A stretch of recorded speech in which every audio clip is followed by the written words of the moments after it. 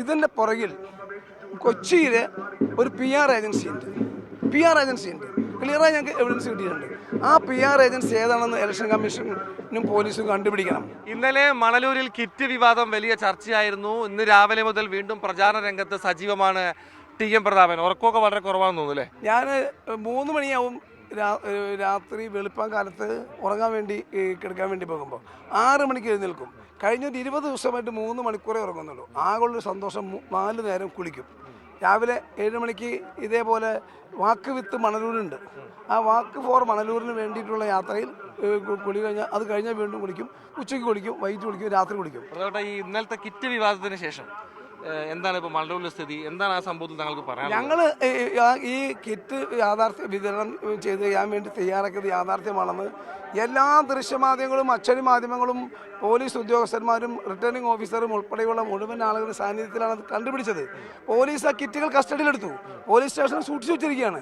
Kit തയ്യാറാക്കിയ 2 ഉടമകളെയും police arrest ചെയ്തു. പിന്നെ വെറുതെ കേസില്ലാതെ പോലീസ് കേസെടുക്കുന്നുണ്ടെന്നാണ് അറിഞ്ഞത്. തെരഞ്ഞെടുപ്പ് കമ്മീഷൻ കേസെടുക്കുന്നുണ്ട്. തെരഞ്ഞെടുപ്പ് കമ്മീഷൻ കേസ് അത് എന്തെങ്കിലും എവിഡൻസ് ഇല്ലാതെ സാധനം കൊണ്ട് കസ്റ്റഡി വയ്ക്കും. നമ്മൾ ആരെങ്കിലും പറഞ്ഞാൽ ഇപ്പം നിങ്ങളുടെ ആരുടെ വീട്ടിൽ നടരാജൻ്റെ വീട്ടിൽ കിറ്റ് ഇരിക്കുന്നുണ്ട്, ഞാൻ പറഞ്ഞാൽ കിറ്റ് ഇലക്ഷൻ എടുത്തുകൊണ്ട് പോകും. ഇത് കൃത്യമായും തയ്യാറാക്കി ചോദ്യം ചെയ്യപ്പോൾ ഇന്ന ആളുകൾ തയ്യാറാക്കിയതെന്നാണ് തയ്യാറാക്കിക്കാൻ വേണ്ടി ഓർഡർ കൊടുത്തതെന്ന് പറഞ്ഞാൽ RSSകാരനെ അറസ്റ്റ് ചെയ്തു. അതേപോലെ കിറ്റ് തയ്യാറാക്കിയ ഉടമയെ അറസ്റ്റ് ചെയ്തു. കിറ്റ് കസ്റ്റഡിയിലെടുത്തു. ആ സ്ഥാപനം സീൽ ചെയ്തു താൽക്കാലികമായി. ആവശ്യം എന്താണ്? നമ്മുടെ ആവശ്യം ഇതിൻ്റെ പുറകിൽ കൊച്ചിയിലെ ഒരു PR ഏജൻസി ഉണ്ട്. ക്ലിയറായി ഞങ്ങൾക്ക് എവിഡൻസ് കിട്ടിയിട്ടുണ്ട്. ആ PR ഏജൻസി ഏതാണെന്ന് ഇലക്ഷൻ കമ്മീഷനും പോലീസും കണ്ടുപിടിക്കണം.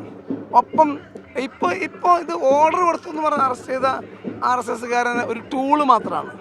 അതല്ല, ഇതിൻ്റെ പുറകിലുള്ള യഥാർത്ഥ ആളാരാ? അവിടെ ഉണ്ടായിരുന്നത് BJP സ്ഥാനാർത്ഥിയുടെ ഇലക്ഷൻ പ്രചരണം ചുക്കാൻ പിടിക്കുന്ന ഒരു OBC മോർച്ചയുടെ ഭാരവാഹിയാണ് അവിടെ ഉണ്ടായിരുന്നത്. BJPയുടെ സംസ്ഥാന വൈസ് പ്രസിഡന്റ് ദേവനാണ് അവിടെ ഉണ്ടായിരുന്നത്. അപ്പോൾ ഇത് കൃത്യമായി ഇതിന് പുറകിൽ അവർക്കെതിരെ കേസെടുക്കണം. ഇത് ചെയ്തവർക്കെതിരെ കേസെടുക്കണ്ടേ? അവർക്കെതിരെ കേസെടുക്കണമെന്ന് പറഞ്ഞ് പിന്നെ പോലീസിനോട് ആവശ്യപ്പെട്ട എന്നെ പോലീസ് അറസ്റ്റ് ചെയ്ത് കേസെടുത്തത്. ഞാൻ അതിൻ്റെ റിസൾട്ടിനെ ബാധിക്കില്ലെന്നാണോ പറഞ്ഞത്? അട്ടിമറിക്കാൻ ശ്രമമുണ്ടോ?